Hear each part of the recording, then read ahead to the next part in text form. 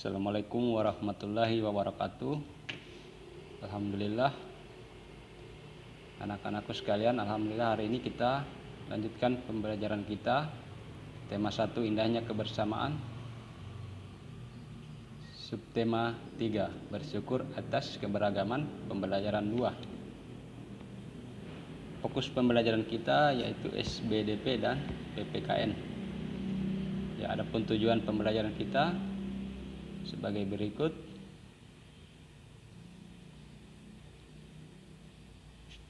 Siswa mampu menjelaskan bahwa keberagaman akan memperkaya ketika bekerja sama dengan terperinci. Siswa mampu menceritakan pengalaman diri bekerja sama dalam keberagaman dengan terperinci. Mampu mempraktikkan tarian tari Bungong Jeumpa dengan formasi dan iringan musik dengan benar. Ya, anak-anak, itulah tadi tujuan pembelajaran kita pada pagi hari ini. Ya. Anak-anak, Indonesia memiliki rumah adat yang beragam. Nah, dengan keberagaman itu kita harus mensyukurinya. Nah, ayo kita cari tahu lebih lanjut. Nah, keberagaman Indonesia tercermin pada rumah adat. Kita harus mensyukuri keberagaman dan keindahan rumah adat tersebut. Nah, berikut adalah rumah adat dari berbagai provinsi di Indonesia. Anak-anak bisa juga lihat di buku temanya. Ya. Nah, rumah gadang atau rumah adat Sumatera Barat atau Sumbar. Nah, ini yang Pak Guru lingkari. Itu merupakan rumah gadang atau rumah adat dari provinsi Sumatera Barat atau Sumbar. Kemudian rumah adat Batak Toba, rumah adat Sumatera Utara atau rumah adat dari provinsi Sumatera Utara atau Sumut.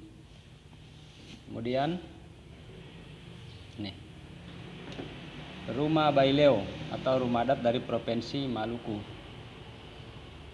Nah, selanjutnya rumah Aceh. Nah, ini rumah adat dari provinsi Nangro Aceh Darussalam. Nah, kemudian ini gambar selanjutnya rumah adat Tongkonan. Nah, ini dari provinsi Sulawesi Selatan dari suku Toraja. Nah, gambar selanjutnya yaitu rumah adat Bangkah Belitung. Nah, anak-anak bisa mencari rumah adat dari provinsi lain. Ya, silakan anak-anak akses melalui media elektronik digital untuk menambah pengetahuan anak-anak. Ya. Jadi bukan hanya rumah adat dari Sumatera Barat, Sumatera Utara, Provinsi Maluku, Nangro Aceh Darussalam, Sulawesi Selatan, Bangka Belitung, tapi masih banyak provinsi rumah adatnya yang belum kita ketahui. Jadi anak-anak silakan cari, yang terutama di provinsi kita di Sulawesi Tenggara.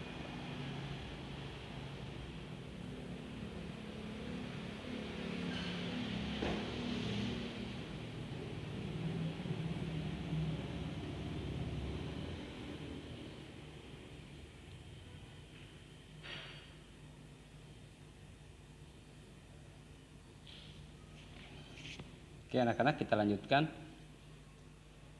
Mosaik kreasi bersama. Nah, pada teks ini silakan anak-anak baca teks bacaan ini di buku temanya. Lani duduk termenung di meja ruang tengah rumahnya. Di hadapannya terbentang sebuah karton besar masih kosong.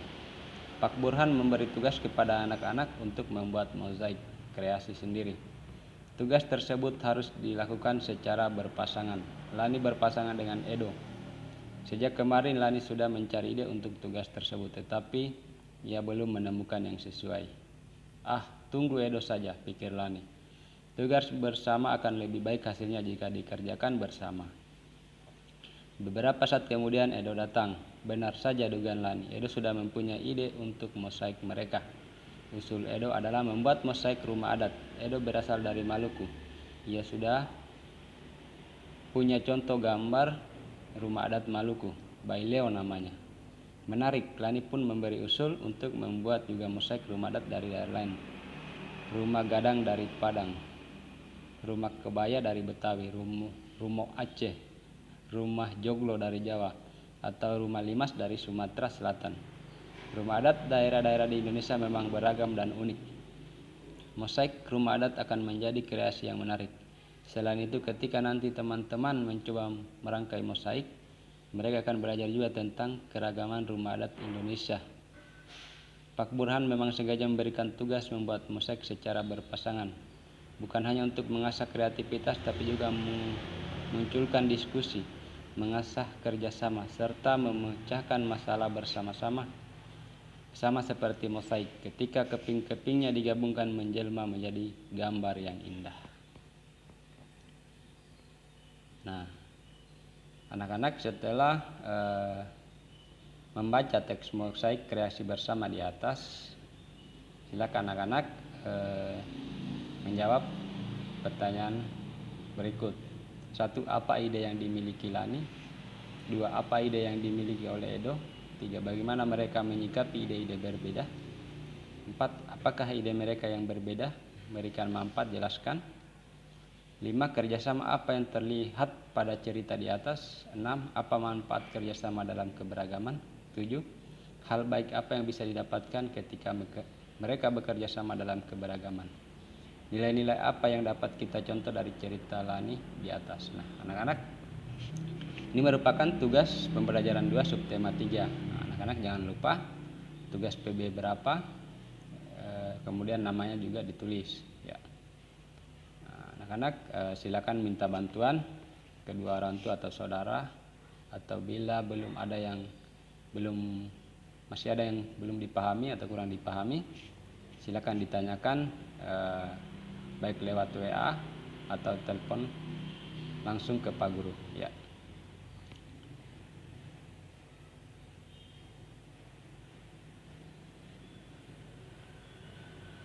Ya anak-anak, demikian pembelajaran kita pada pagi hari ini, semoga bermanfaat ya. Pak Guru selalu ingatkan kepada kita untuk selalu menjaga kesehatan ya. Pak Guru akhiri, Assalamualaikum warahmatullahi wabarakatuh.